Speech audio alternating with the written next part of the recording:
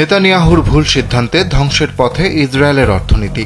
Iran যুদ্ধে দেশটির প্রায় $11.5 বিলিয়ন মার্কিন ডলার খরচ হয়েছে। সামরিক অভিযান এবং অন্যান্য ব্যয়ের উপর ভিত্তি করে এ হিসাব ধরা হয়েছে বলে জানিয়েছে ইসরায়েলের অর্থ মন্ত্রণালয়। এই ব্যয়ের ফলে দেশটির জিডিপি প্রবৃদ্ধি যেমন বাধাগ্রস্ত হয়েছে, তেমনি বেড়েছে সরকারি ঋণের বোঝা।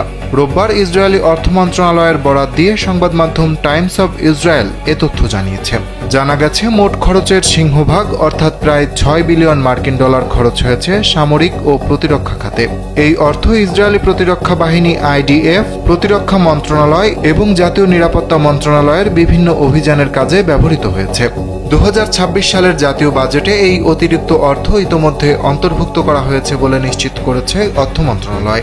এছাড়া সরাসরি ক্ষেপণাস্ত্র হামলাজনিত ক্ষতি, ব্যবসায়িক উৎপাদন হ্রাস এবং কর্মীদের বেতনবিহীন ছুটির জন্য সরকারের ক্ষতিপূরণ পরিকল্পনার মোট ব্যয় ধরা হয়েছে প্রায় $3.8 বিলিয়ন মার্কিন ডলার।